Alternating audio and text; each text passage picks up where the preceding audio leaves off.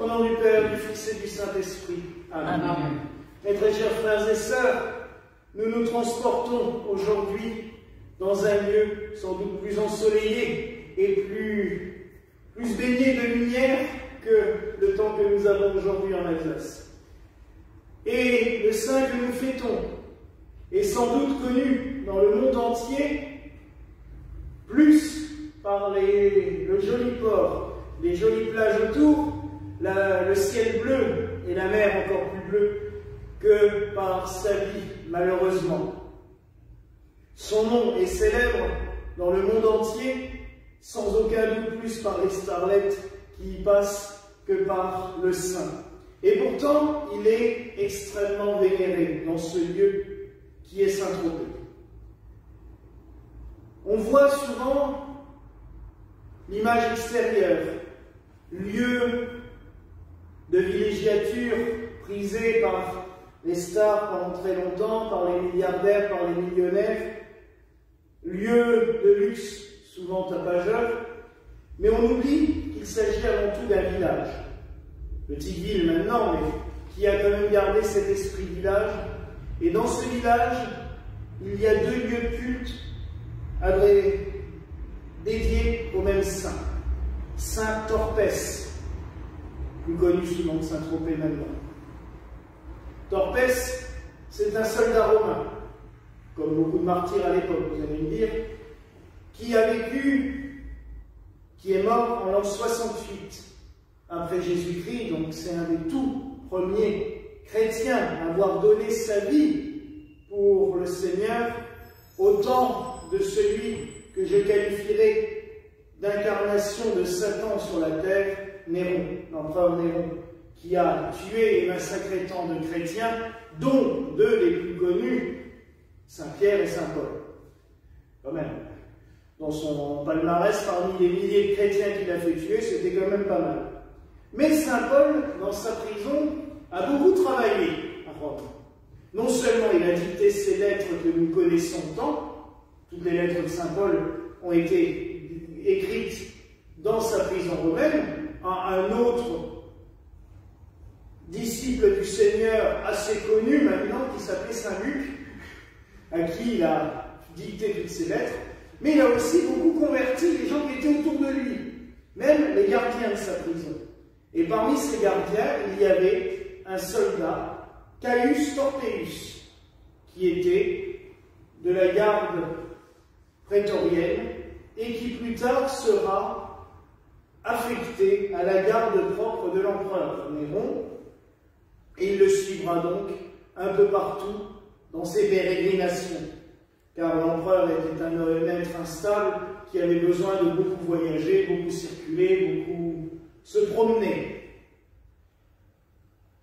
Il a décrété un jour aller à Pise, dans l'actuelle ville de Pise, où il avait fait construire un temple en l'honneur de Diane, un très grand temple, et il s'est dit: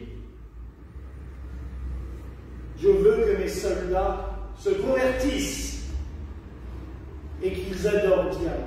Il a convoqué Torpéus, car il savait qu'il était chrétien et qu'il adorait le Christ,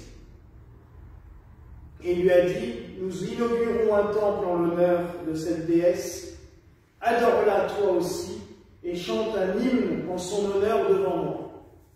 Torpéus, tout en soldat de l'empereur, a, comme nous l'avons vu pour Saint-Georges vendredi soir dernier, a préféré abandonner son service militaire pour obéir à quelque chose de plus grand, Dieu. Et il a refusé d'adorer la déesse. Néron, dans sa sympathie habituelle vis-à-vis des chrétiens, l'a fait massacrer. Alors il a essayé par plusieurs choses, malheureusement ça ne marchait pas. D'abord, il l'a mis au milieu des fauves. Les fauves se sont agenouillés devant Torpéus et après se sont couchés et laissés caresser par notre martyr. Puis il l'a fait flageller, rouer le cou, il s'en sortait toujours. Et comme toujours, pour en finir, il l'a fait décapiter. Et afin que le crime soit, j'allais dire, encore plus odieux, il a pris la tête qu'il a laissée dans un coin, et heureusement elle a été sauvée par des chrétiens du secteur de Pise, qui l'ont enterré à un endroit précis, où s'élève maintenant une église, et la tête de Saint Tropez, Torpès, est toujours vénérée. On m'a envoyé, d'ailleurs, un de mes correspondants m'a envoyé ce matin une très belle photo du buste reliquaire de Saint Torpès à Pise, dans son église où il est vénéré.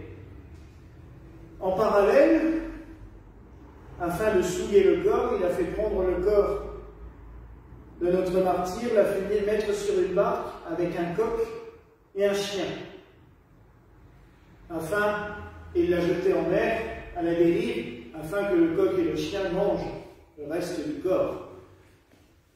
Quelque temps après, une patricienne romaine qui habitait du côté d'Héracléa, au fin fond d'une jolie baie sur la côte sud de la France, a eu une vision.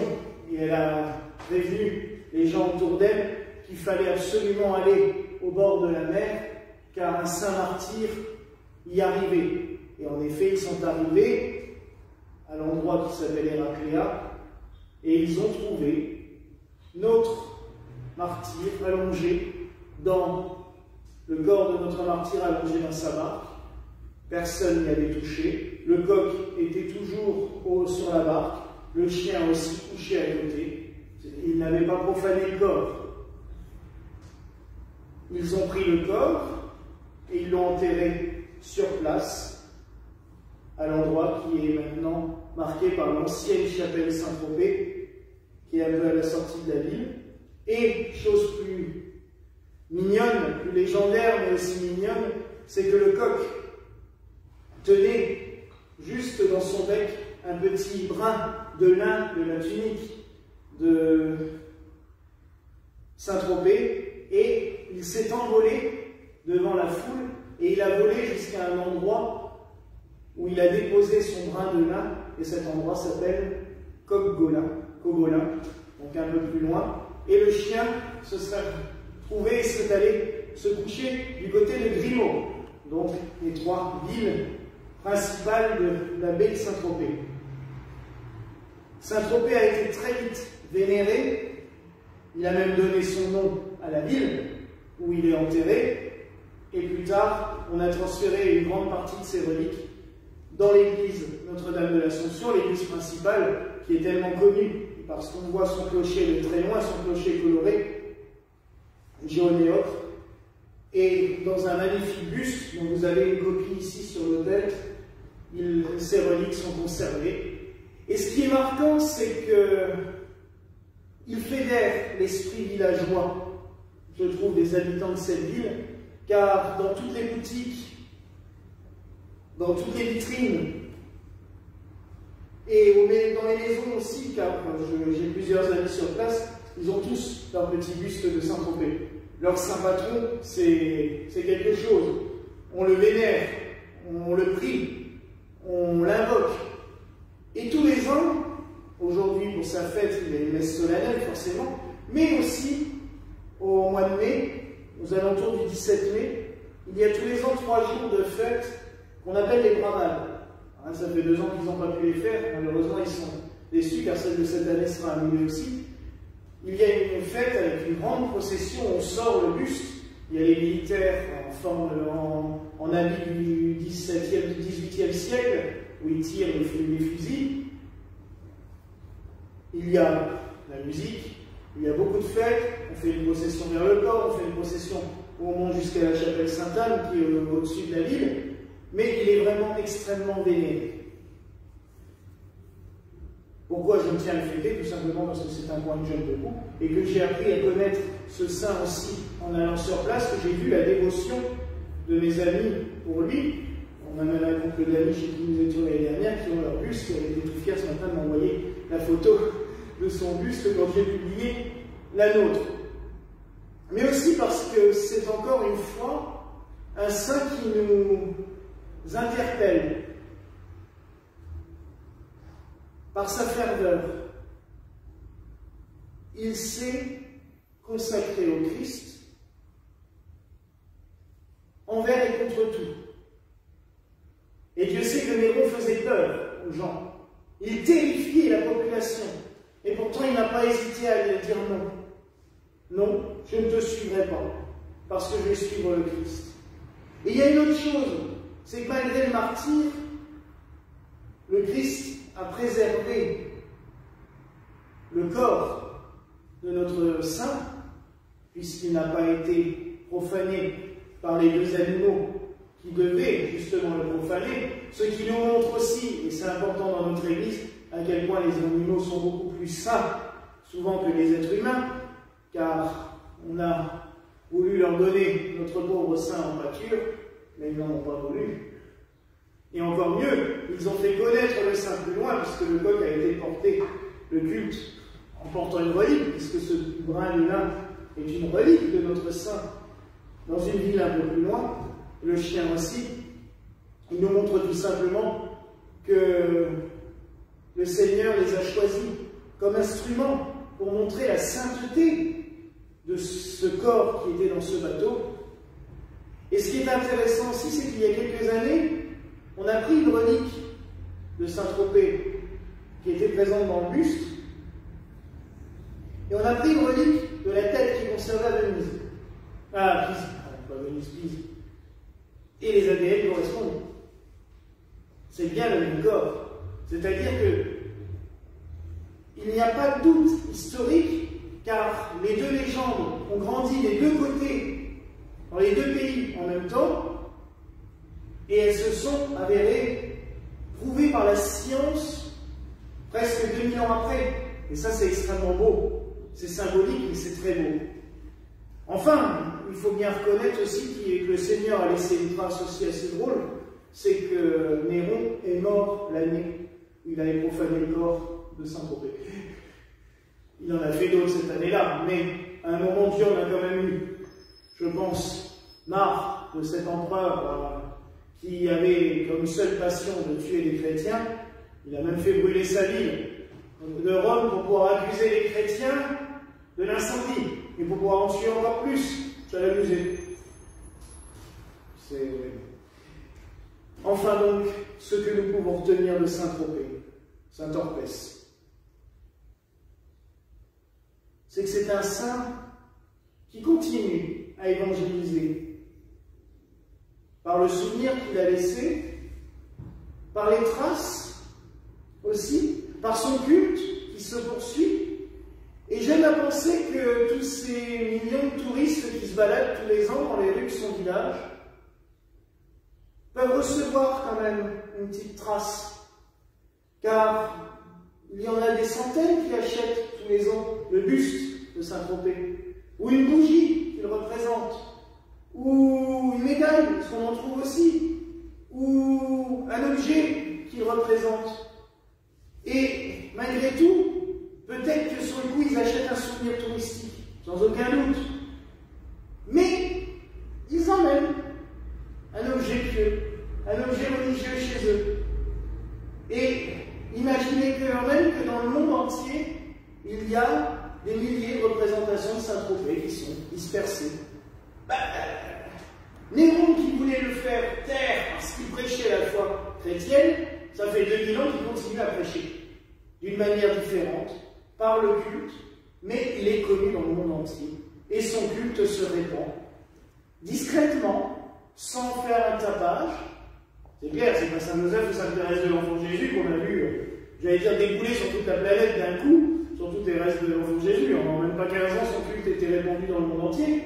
Mais discrètement, comme il l'a sans doute fait parmi les militaires autour de lui et parmi ses amis.